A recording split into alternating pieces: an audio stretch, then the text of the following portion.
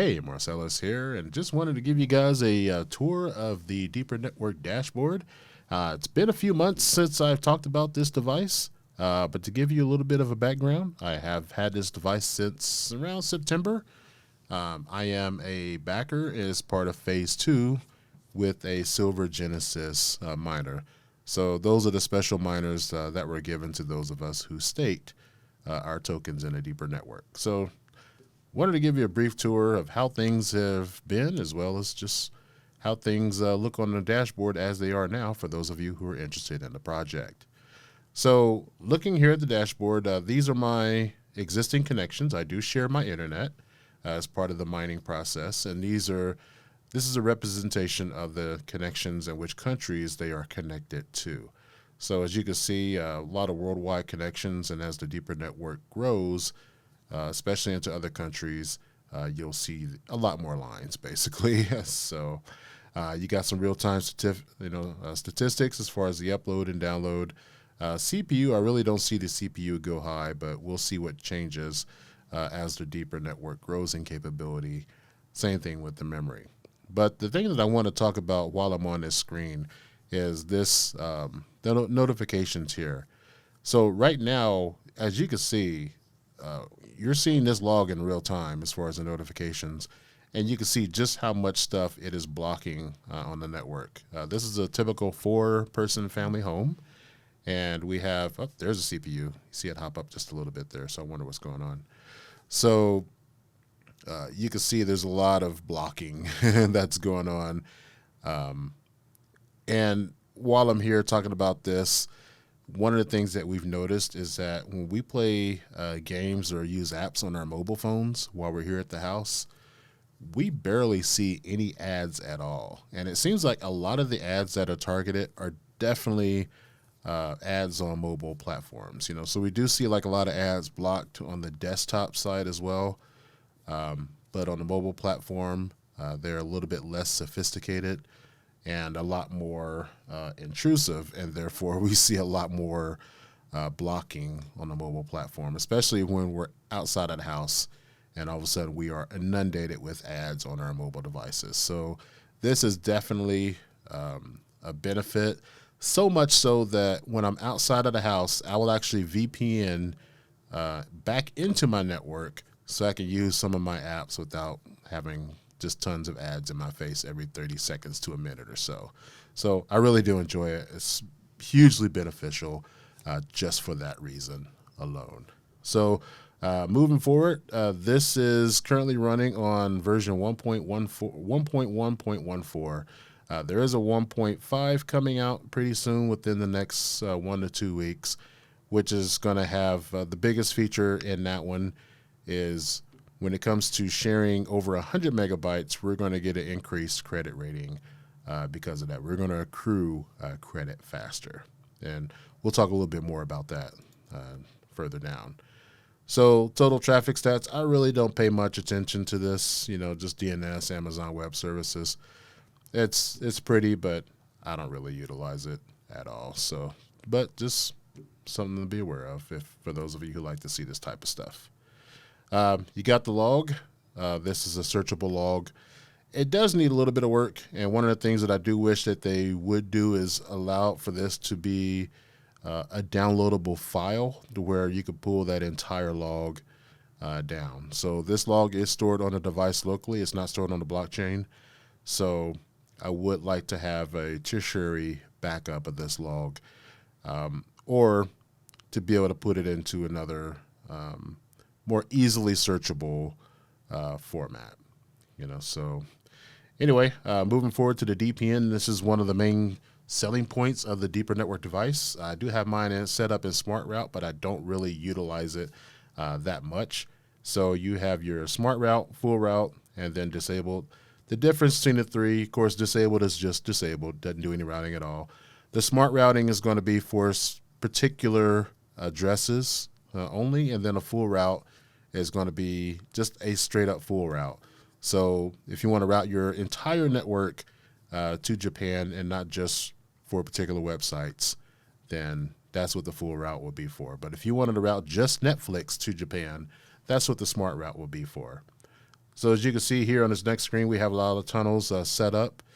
I don't really use it, but these are the tunnels that I do have set up, sometimes for actual use and sometimes for demonstration.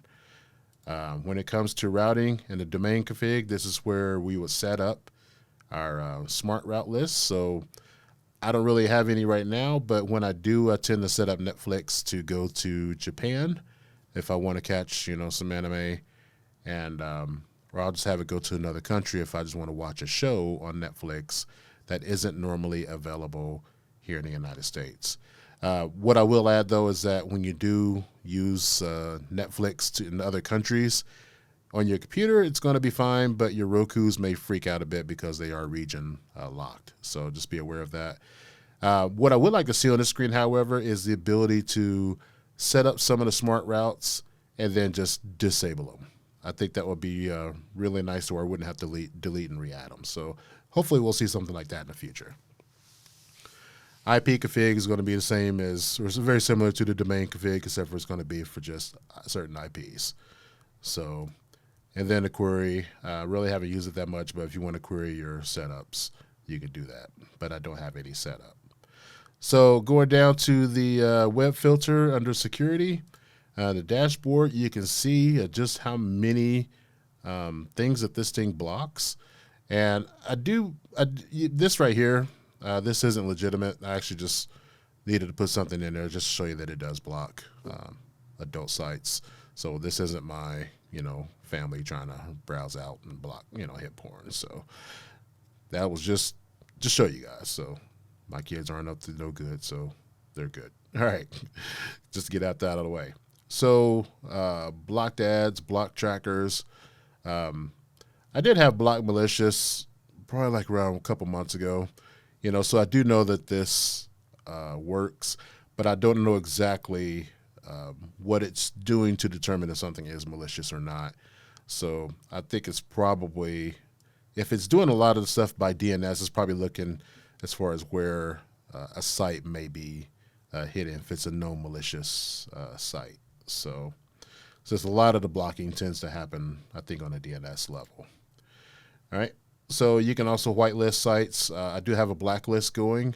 I have a lot of sites on this list, and the reason how I was able to get so many sites is that on their Discord, they actually have a file that you can download, and then you can upload via this button here, and then you can populate this list. That way you're not spending days and weeks trying to add more and more sites. So very useful, very thankful for that. All right. You got your ads filter. I don't currently filter YouTube ads. It was working when I tested it out during the initial device rollout, but I think YouTube and Google, they constantly change things. But I really don't worry about this too much because I actually am a YouTube and Google subscriber anyway, so they don't show me ads regardless, at least on my devices. So it's not been a major concern for me. All right. But if you do, there's a certificate that you can download and install onto your devices or computers, since this basically does act like a proxy server. So, all right. And then going down to Wi-Fi, of course, this one isn't set up for Wi-Fi because I have this set up directly in between my Google Fiber connection and my firewall, which is by Ubiquiti. So this is the ideal setup.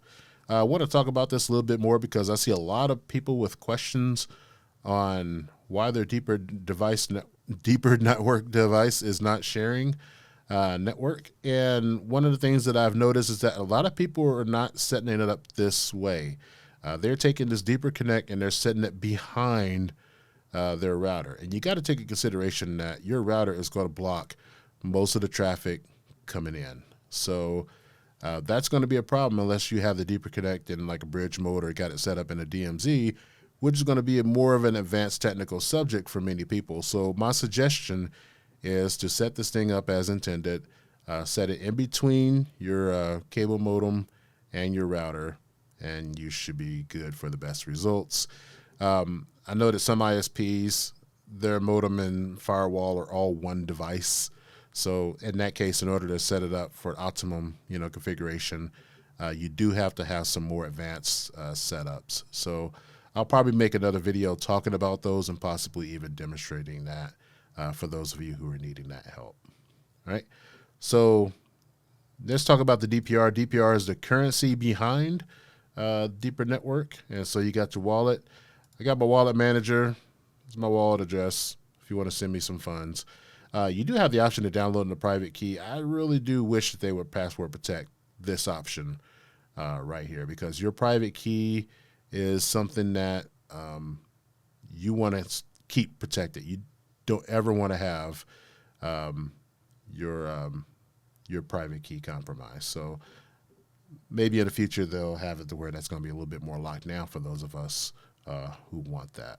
So my wallet balance, mine's going to be particularly high because, again, I'm a phase 2 Genesis backer. I do not extract or sell any of my DPR. My intention is to hold on to as much DPR as possible if I can. So, and as you can see, I'm actually close to hitting a 400 credit level, in which my rewards are going to increase even more. So, speaking of which, when it comes to rewards, and this screen actually changed from the last time that I recorded a video just a few minutes ago. That was weird. So there's actually tabs here on the screen when I looked before, and now it's just this main thing. So that's interesting. So, but anyway, this is how much I earn per day. That's going to increase once I hit that 400 credit level. There is a Deeper Network calculator. You can Google that to see how much you will earn based upon how much DPR you stake. So that just gives a rundown. I really only look at this every now and then just to make sure that everything's coming in consistently, but I haven't really cared about keeping an eye on it. I'm not a penny pincher. All right. So, and then transactions. Oh, matter of fact, my correction. I must have clicked on this screen before. So this is my PLC reward. This is where I was talking about the different tabs, like a minute or two ago. So if I'm transferring funds, it will show up here. This is how much is coming in for my reward. And then you got micropayment, data here.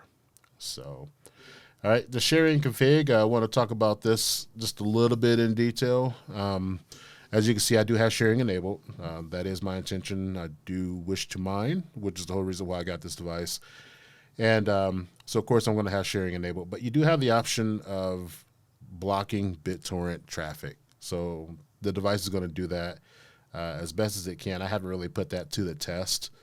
And don't really intend to, but it's disabled. And then also, for those of you who are really worried about sucking up all your bandwidth for your ISP, when it comes to the monthly sharing traffic limit, it's really easy to hit that limit early in the month, and therefore subsequent days it's not sharing, and therefore you're not getting that credit rating increase as you normally would.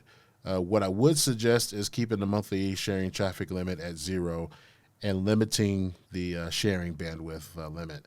I had mine down to 10 megabytes per second, and even then, it was not a problem. I was actually on some days even sharing a few gigs worth of data. So it has not been a problem when I did share it down to 10 megabytes per second. I actually just recently took that off because of the 1.15 update. For those of us who want to share more data, we'll get a faster credit level increase for data over 100 megabytes per day. So I just opened that up just to see what would happen as an experiment, but I'll still put that back on. The sharing filter, apply the web filter rules. These are the rules that we had up above. That same blacklist that we had, we can actually apply that down to the shared traffic as well. So if there's a site that you do not want people to visit while they're browsing out through your internet, you can apply these web filter rules, make sure that site is in that blacklist, and you should be good. So the sharing log, this is what kind of protects you and kind of shows you what people are doing when they're browsing out through your connection. So it will block out the first 2 octets, and it'll show you where they're going as far as the port number. So I really don't look at it too much, but I do wish that they would actually allow this list to be downloaded. So that just gives a little bit extra, more of a backup, especially if someone had their computer devices all confiscated. You can have a backup of this log file somewhere in the cloud, so you can have that available to you for that explanation should you ever need it. So just something I wish they would change, but otherwise I love it. So this is my traffic for the last 10 days. As you can see right now, it's been pretty low actually, and this is pretty low for me. A lot of days I'm actually sharing gigs of traffic. So but not a complaint. I'm still well above what I should be on the sharing in order to get my rewards. So I'm good on that. And then you have your password and then your reboot, screen. So of course we're not going to reboot. But I want to kind of go back here to the Tulip wallet here. I will soon be hitting a 400 credit, and I do intend on restaking. So my intention is to keep as much deeper as I possibly can, if not all of it, and just keep my device in a state to where I'm constantly increasing my credit level and earning more. So that is what I do love about this device. But what I have come to especially love about this device, in addition to that, is its ability to just block a ton of ads. I really didn't have much of an interest in having a distributed VPN outside of just watching video and hitting various websites that are blocked to the United States, as far as like entertainment websites or Hulu or things like that, to where this show isn't available in this country. So this device has come in handy for that. But holy smokes, being able to block all those ads on our mobile phones has been a godsend. So many of us don't really notice trackers or the consequences of those, but you can see just how much traffic is actually tracker traffic just by looking at this and seeing how much is just being blocked. It's actually insane, especially when you have like a lot of smart devices in your home. So a lot of those are trying to gather information, and every now and then you'll see those out there too. So you can see Amazon and Roku do like a lot of tracking on the consumer. So this is a good device to keep that information in check. So if you have any questions, just feel free, put them in the comments. I will have a coupon code in the description for buying these devices, as well as if you wanted to get the Helium miner as well. As many as you know, I'm sorry, I'm tongue twisted. But anyway, a lot of you know that I'm into Helium mining, and Deeper has a Helium miner that's soon to be released. So I'll have a coupon for that as well. So again, if there's any questions, I'll leave them in the comments, or feel free to hit me on Twitter @Corrupted, and I will talk to you later. Have a nice day.